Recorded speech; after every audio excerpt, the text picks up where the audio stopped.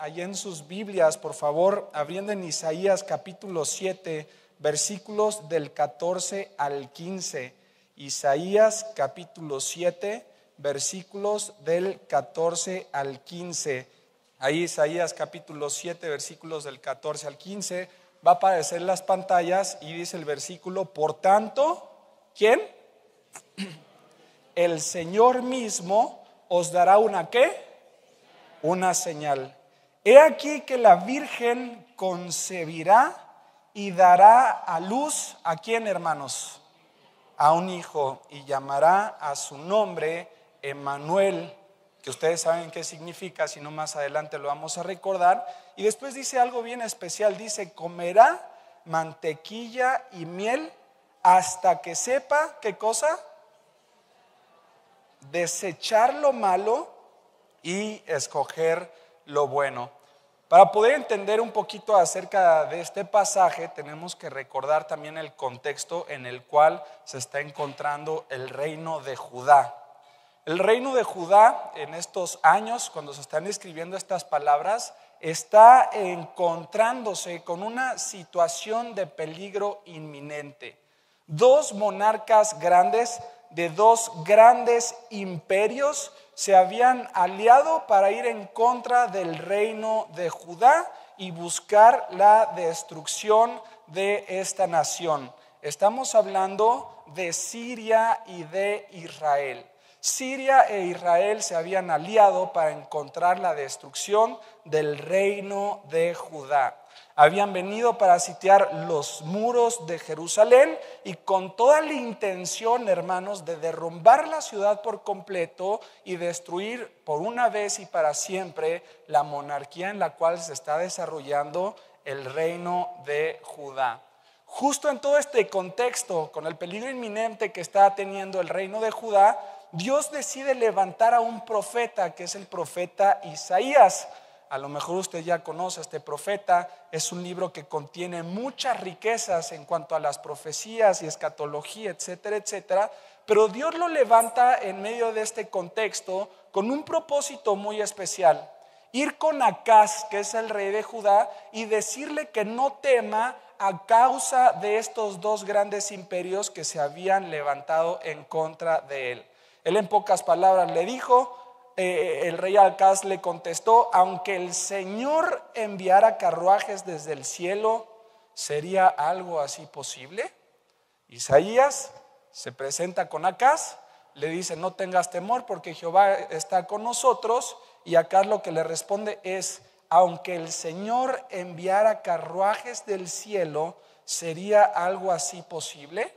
Hace una segunda pregunta a este hombre y dice: ¿podría animar el polvo y dar vida a cada piedra en Jerusalén para resistir a mis enemigos, para poder lograrse esto? Y bueno, continúa la historia y el Señor, dándose cuenta, ¿verdad?, de la pequeña que era la fe de este hombre Acaz, entonces por medio del profeta Isaías le dice: entonces pídele a Dios una señal para que veas que no estamos bromeando. Realmente el Dios de los ejércitos está contigo. Las palabras de Isaías fueron: pide para ti señal de Jehová tu Dios, demandándola, ya sea de abajo en lo profundo o de arriba en lo alto, que el sol se regrese 10 grados o que la luna se detenga en medio de su marcha de medianoche, que las estrellas se muevan en forma errática en el cielo, en grandiosa procesión. Demanda cualquier señal, dice, del cielo arriba, o si deseas debajo aquí en la tierra, que todas las profundidades y todos los reyes se den cuenta que el Dios Todopoderoso está con nosotros. Y el rey Acaz, el rey de Judá, en vez de aceptar este maravilloso ofrecimiento con toda gratitud, verdad y humildad, y poder reafirmar su fe con esta señal, él dice: no, yo prefiero mejor no tentar a Dios y no quiero entonces pedir señales. Aún así nos encontramos entonces con el pasaje de esta tarde. Le dice Isaías: bueno, puesto que tú no vas a pedir una señal en desobediencia a Dios, viene la profecía, he aquí que el Señor mismo le dará una señal. Ahora, fíjense muy bien, amada iglesia, no es solamente una señal de poco impacto o profundidad. Hermanos, esta la podemos denominar la señal de señales. Era una señal y era un evento que iba a maravillar al mundo entero.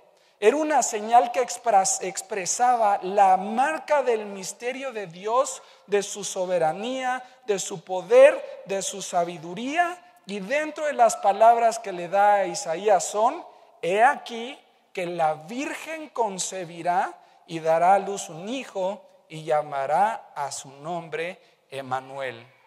Hermanos, aunque algunos teólogos dicen que esta profecía era solamente en el tiempo de Isaías bajo este contexto, no hay una menor duda de que el nacimiento al cual se está refiriendo el profeta era el nacimiento de nuestro Señor Jesucristo. Acompáñenme rápidamente a Mateo ahora, capítulo 1, versículo 23.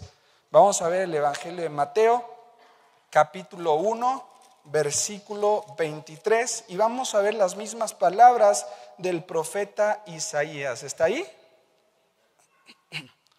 En el versículo 18, en el título dice: nacimiento de Jesucristo. Y en el versículo 23 dice: he aquí, una virgen, ¿qué iba a hacer? Concebirá y dará a luz un hijo y llamarás a su nombre Emmanuel, que traducido literalmente es Dios con nosotros. Hermanos, la señal de señales, el evento más poderoso y milagroso, el cumplimiento de todas las profecías iba a ser con la persona de nuestro Redentor y Salvador. Amén. ¿Les parece si hacemos una oración? Dios, te damos gracias, Padre, por esta hermosa tarde que tú nos regalas. Gracias, Dios, por el privilegio y la oportunidad de abrir las Sagradas Escrituras, de poder ser consolados, Dios, en nuestro corazón, de poder ser animados. Y Dios, yo te quiero pedir tu guía en medio de nuestras debilidades. Señor, si hay alguien que viene dolido, si hay alguien que viene enojado, si hay alguna persona que viene distraído, Dios, que en este momento pueda ser quitado de nuestra cabeza estas ideas para estar totalmente concentrados en lo que tú nos quieres mostrar por medio de la vida de tu Hijo. Ponemos este estudio, Señor, y esta predicación en tus manos, Padre, pidiendo la guía del Espíritu Santo, de tu Santo Espíritu, Señor, en el nombre de Cristo Jesús. Amén y amén. El título, hermanos, de esta tarde le hemos puesto la vida de Jesucristo. Y en primer lugar, en base a este versículo que vimos, Mateo 1:23 e Isaías 7 del 14 al 15, vamos a ver 3 puntos, ¿verdad? A la luz de la palabra vamos a estudiarlos de manera detallada, pausada, y vamos a ver qué nos quiere decir Dios en esta tarde. En primer lugar, vamos a hablar acerca del nacimiento de Cristo. Diga conmigo: nacimiento de Cristo. Fuerte, nacimiento de Cristo. En segundo lugar, vamos a ver el alimento de Cristo, y en tercer lugar vamos a ver el nombre de Cristo. Pero hablando en este primer punto, hermanos, en el nacimiento de Cristo, tenemos que ser conscientes que lo que se está dando es una concepción totalmente milagrosa. No sé cuántas veces usted se ha parado, no sé cuántas veces ha reflexionado en cuanto a la palabra virgen y concebir. Si tú lo haces dentro de las leyes humanas y terrenales, si alguien te dice que una virgen va a concebir y va a dar a luz, bueno, yo estoy seguro que a muchos de nosotros nos tirarían de locos, ¿verdad? Dirían: tú estás loco, es imposible que una virgen pueda concebir un hijo, porque para poder tener un hijo se necesita la intervención entre una mujer y un varón. Dentro de los principios y los parámetros establecidos por Dios, cuando unos se casan ante la ley y ante el nombre de Jehová, ¿verdad? Celebrando con un pastor y con la iglesia, ellos están dentro de los principios establecidos y pueden gozar de las relaciones íntimas sexuales, y por medio de esta bendición, de esta institución tan hermosa, hay una concepción que es muy hermosa también y es perfecta. Yo me acuerdo cuando hablaba con mi cuñado, el esposo de mi hermana Alejandra, que es la menor. Él decía, bueno, David, cuando te casas te cambia la vida, ¿verdad? Es una decisión muy importante. Tiene que cambiar tu vida en todos los sentidos, en la parte económica, en la dependencia con tus padres. Pero me dice, pero cuando viene el hijo, cuando tú lo ves salir del vientre de tu esposa y escuchas cómo llora, tu vida cambia, no como cambió cuando te casaste, cambia 180 grados. No vuelves a ser el mismo, no duermes, ¿verdad? También hay mucho gasto económico, sientes muchísima responsabilidad, pero el milagro de ver a un hijo salir del vientre de su madre es algo milagroso. Pero hermanos, la palabra de Dios dice, he aquí que la Virgen va a concebir. Y esta concepción virginal, hermanos, no tiene paralelo en ninguna otra parte de las Sagradas Escrituras. Fuera de la Virgen María, de ninguna otra mujer o de ningún otro hombre se pudo haber dicho que su madre era virgen. Ahora, muchos escépticos actualmente, muchos tratan de refutar, ¿verdad? Cuestionando el nacimiento virginal de Cristo, y han interrogado en un aspecto que es bien interesante. Ellos se preguntan, ¿por qué el Salvador del mundo, el Señor Jesucristo, ¿verdad? El verbo hecho carne, nació de una mujer? Dicen los escépticos, si la mujer fue la primera que desobedeció al mandato divino. Tú te acuerdas de Adán y Eva, y bueno, el relato de la historia dice que primero la mujer vino con la serpiente y la mujer fue la primera que cayó en el engaño.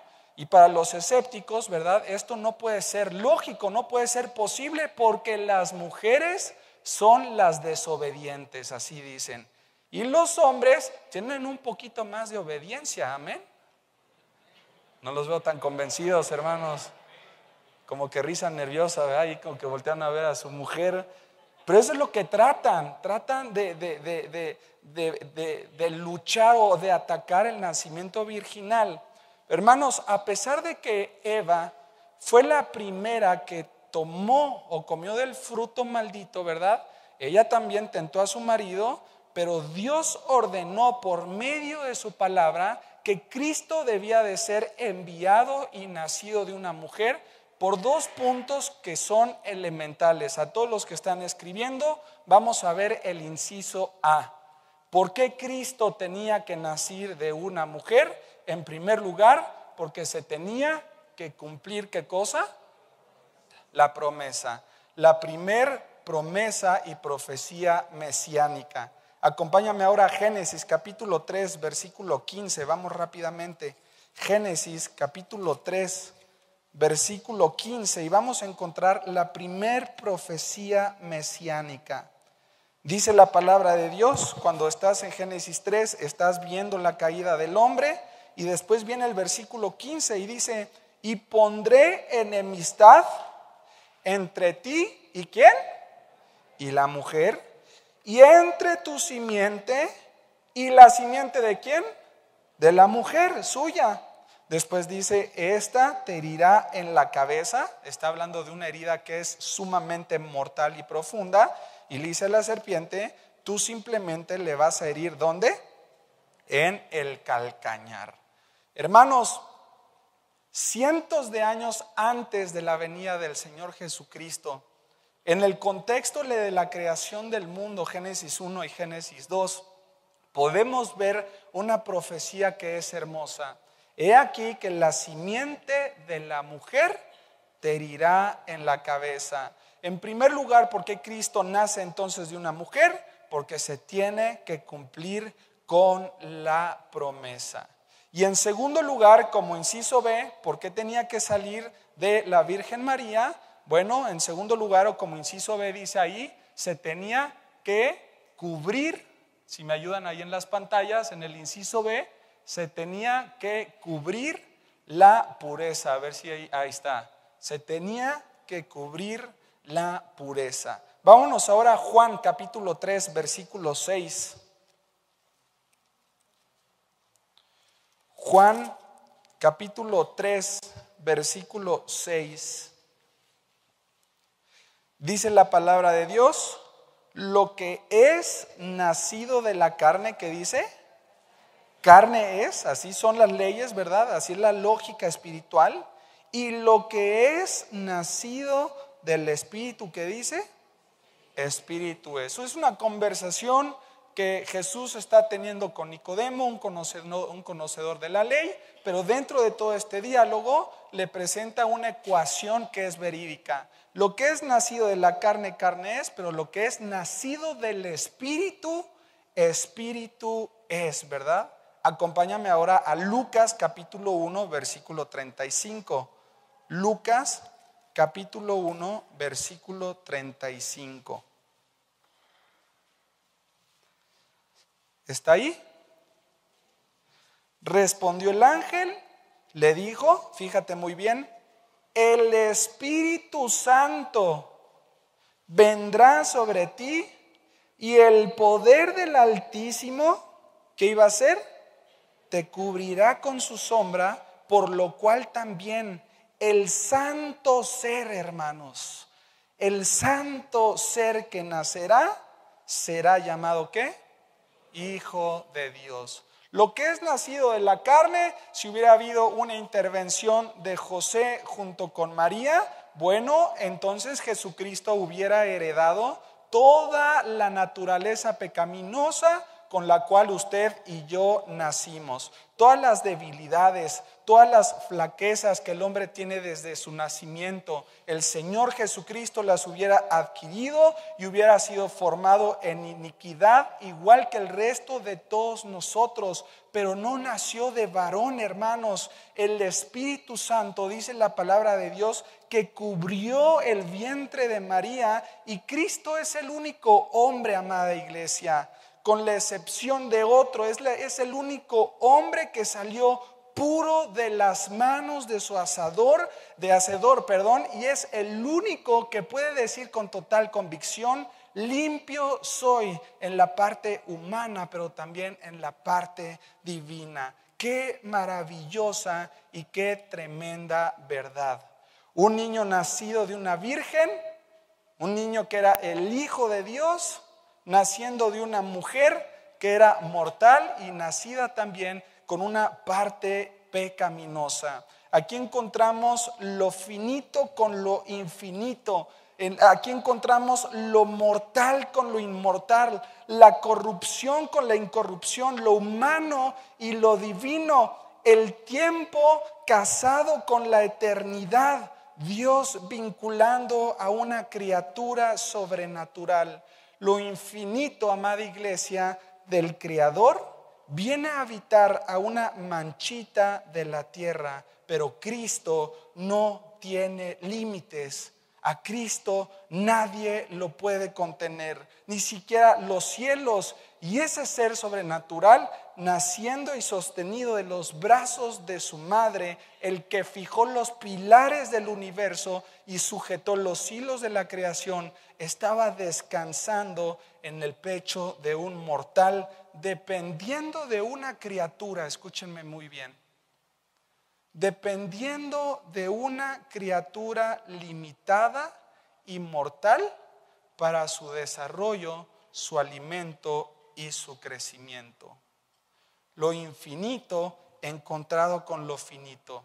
El que hizo el sol, la luna y las estrellas, porque el verbo, dice Hebreos, que tuvo una participación activa en la creación, estaba en los brazos de su madre, la Virgen María.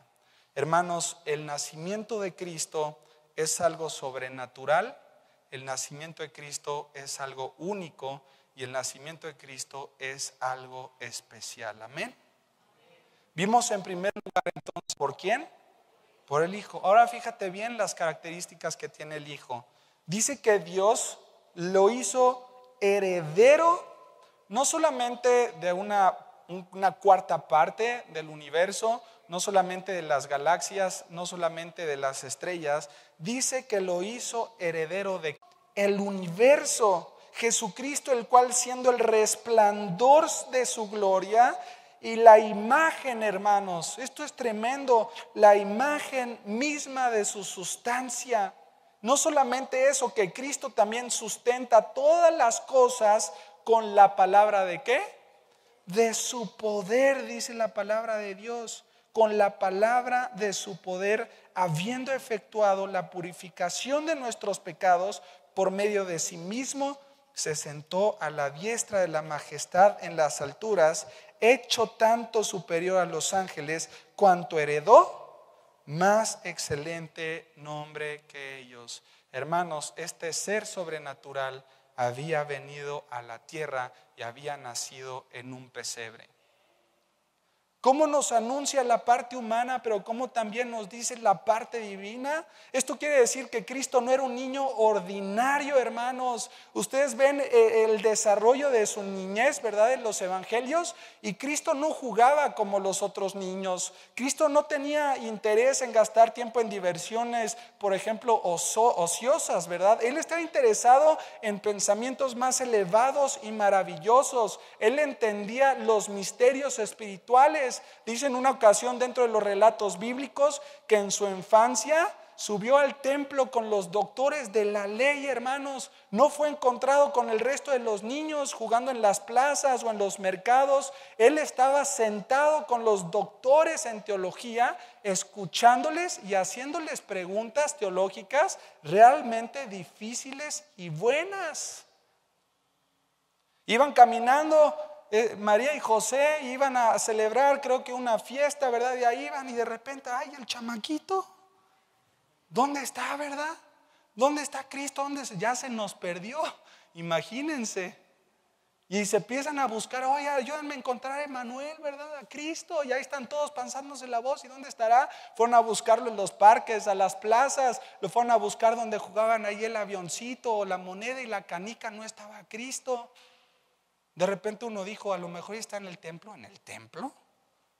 Y llegaron al templo y ya estaba Cristo sentado, haciéndole preguntas a los grandes doctores de la ley. Él no hacía preguntas como, ¿qué fue primero, el huevo o la gallina? ¿Verdad que lo?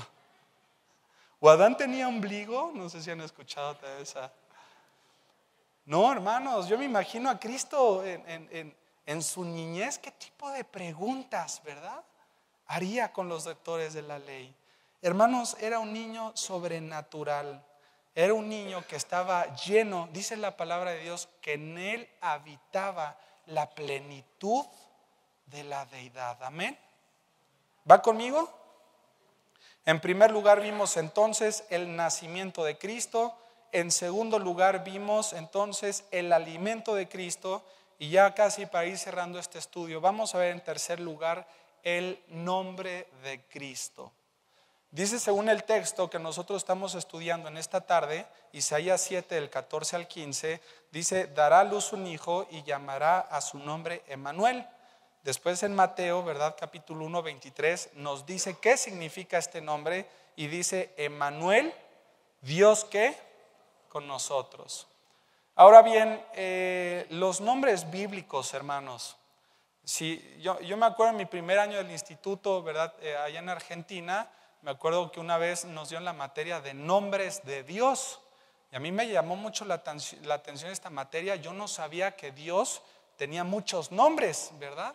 Y me acuerdo que en el inicio de esta materia, bueno, el profesor decía que los nombres bíblicos siempre han tenido un significado profundo. Todos los nombres que tú ves desde el Antiguo Testamento hasta el Nuevo Testamento, los nombres tenían un significado sumamente profundo que muchas veces también demostraban la propia personalidad de la persona, demostraban el carácter de la persona, pero también demostraban de alguna forma el propósito que iban a cumplir de acuerdo a los designios y la voluntad de Dios. Por ejemplo, el nombre de Caín quiere decir su nombre, por voluntad de Jehová he adquirido varón. Dijo su madre y lo llamó Caín, y esto es obtenido o adquirido. Nosotros sabemos la historia, ¿verdad? Que Caín mató a Abel y entonces en su lugar nace Set. ¿Se acuerdan de Set? No Set, Set con T. Dice, esto significa sustituto. Pues su madre dijo, ¿verdad? Dios me ha sustituido otro hijo en lugar de Abel. Noé, por ejemplo, significa descanso o consuelo. En medio de un diluvio tan grande y en medio de una generación malvada y perversa, Noé significa descanso y consuelo. Jacob, el que trató de quitarle la progenitura, ¿verdad?, a su hermano, quiere decir el suplantador. Jacob quiere decir el suplantador. Entonces, amada iglesia, a lo largo de todo el estudio bíblico, nosotros podemos ver también diferentes nombres de Dios, que Dios se manifestaba de alguna forma de acuerdo a la crisis o al momento en el cual se estaba viviendo. Por ejemplo, el Shaddai. Dios es el Shaddai, que es el todo, ¿el todo qué?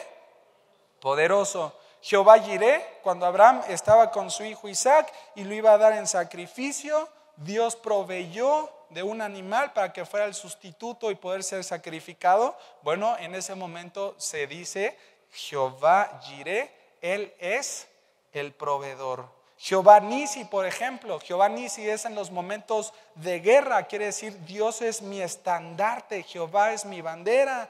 Dice Jehová Sabaoth, y esto quiere decir el Señor de los ejércitos, el Dios grande y temible, el que va enfrente, atrás y a los lados de su pueblo. Encontramos a Jehová Rafa, que quiere decir que es el sanador. Pero en este momento, hermanos, escúchenme bien, en cuanto al nombre del Hijo de Dios, era Emmanuel y literalmente significa Dios.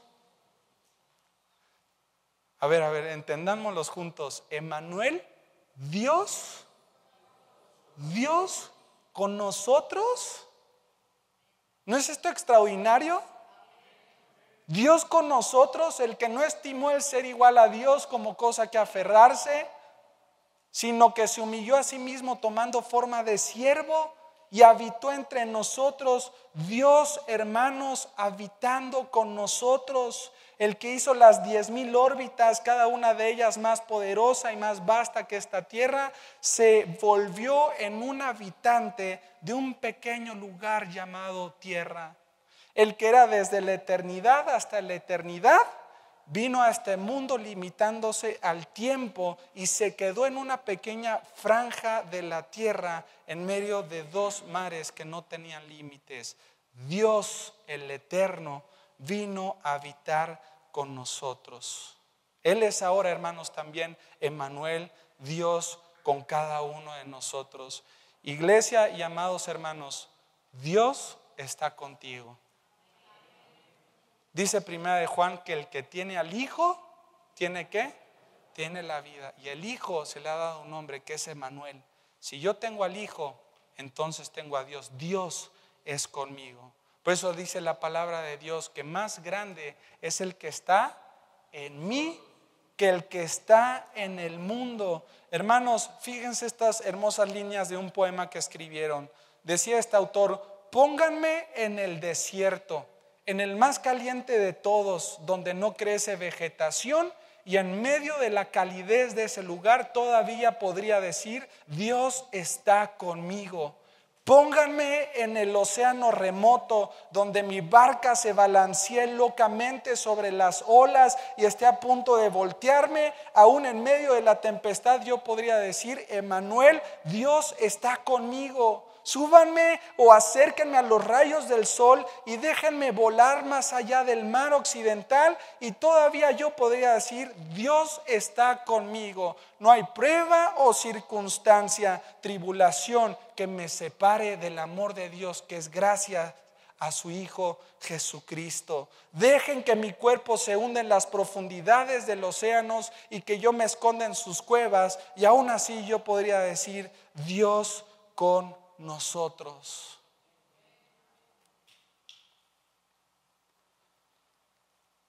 Hermanos,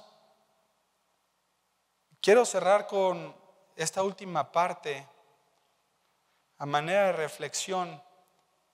Podríamos decir que Cristo es el regalo más grande jamás otorgado a persona alguna. Amados hermanos, Cristo es la máxima revelación del Padre. Y el Hijo de Dios, el que hizo las estrellas y el universo, se limitó para venir aquí en la tierra con un propósito especial: salvarte de tus pecados y limpiarte de toda maldad. Yo les pregunto, ¿por qué cada vez que predicamos hay personas que no quieren recibir este regalo? Dicen, no, yo estoy bien, ¿verdad? En mi religión. No, yo no creo a lo mejor en la iglesia, yo no creo en los edificios. Es que no te estamos hablando ni de una religión, no te estamos hablando ni siquiera de un pensamiento que nace de nuestro cerebro. Te estamos hablando de una concepción milagrosa, el Dios eterno habitando entre nosotros con un fin específico: ser llevado a la cruz. Ese pesebre, fíjense muy bien, es el principio de un camino que termina en el Calvario. La magnitud y la dimensión de ese pesebre lo podemos resumir en la siguiente frase, me va a aparecer ahí en las pantallas. Quiero que pongan mucha atención. Cierro con esto. Sin nacimiento de Cristo no habría Calvario. Fíjense muy bien. Si Cristo no hubiera nacido, entonces no habría Calvario. Si no hubiera habido Calvario, no hay una muerte en la cruz. Si no hay una muerte en la cruz, entonces no hubiera habido una resurrección. Si no hubiera una resurrección, entonces no habría remisión de nuestros pecados. Si no hay remisión de nuestros pecados, no hay esperanza de vida eterna. Y si no hay esperanza de vida eterna, la única opción que tendrías en tu futuro es estar en un estado de condenación eterna. Pero les tengo una buena noticia: hubo un nacimiento, hubo un Calvario, hubo una muerte, hubo una resurrección. Hay perdón de pecados, hay esperanza y hay vida eterna. ¿Cuántos le dan gloria a Dios por esto?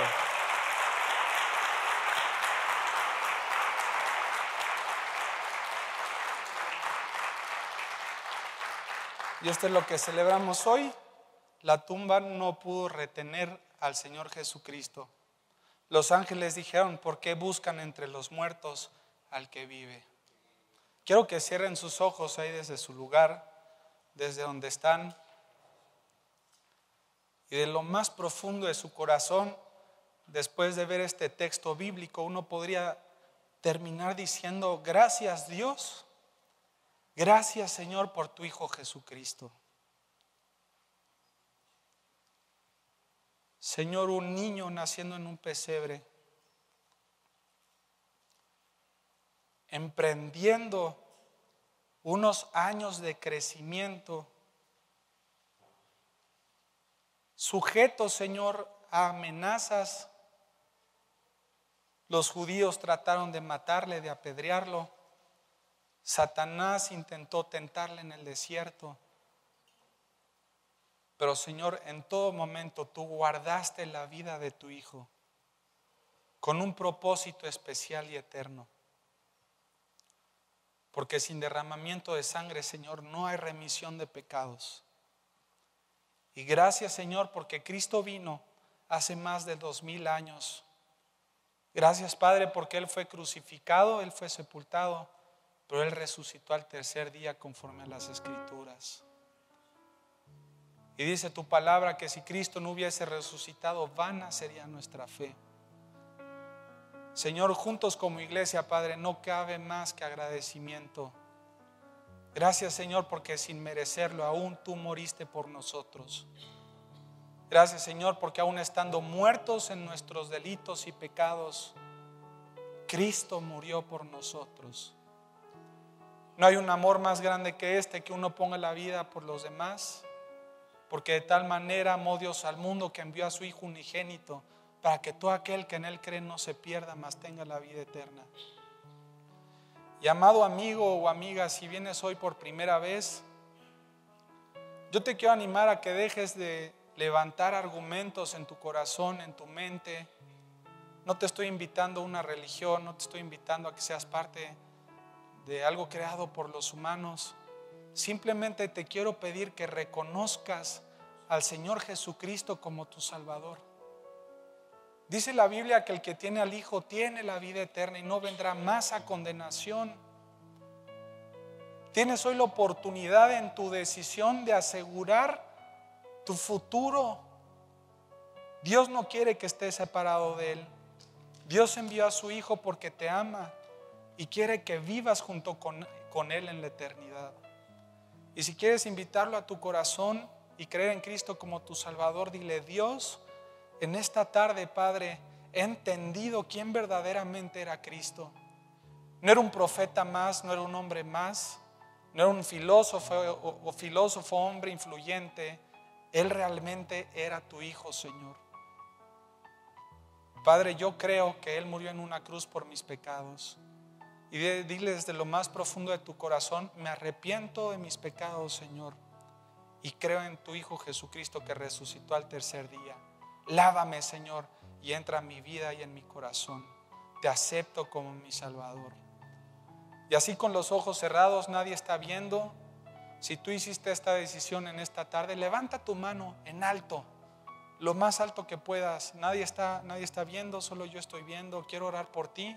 Amén, amén, gracias a Dios, gracias a Dios. Amén, Señor, gracias a Dios. ¿Hay alguien más? ¿Una persona más que haya aceptado a Cristo en esta tarde? Que diga: yo, Señor, decido aceptar a Cristo en mi corazón. Amén, aleluya. Aleluya, gracias, Señor, por estas decisiones, Padre. Te amamos, Señor, que tú los puedas establecer, Señor, confirmar, Padre, en tu palabra. Te damos las gracias en el nombre de Cristo Jesús. Amén y amén, hermanos. Cristo vive.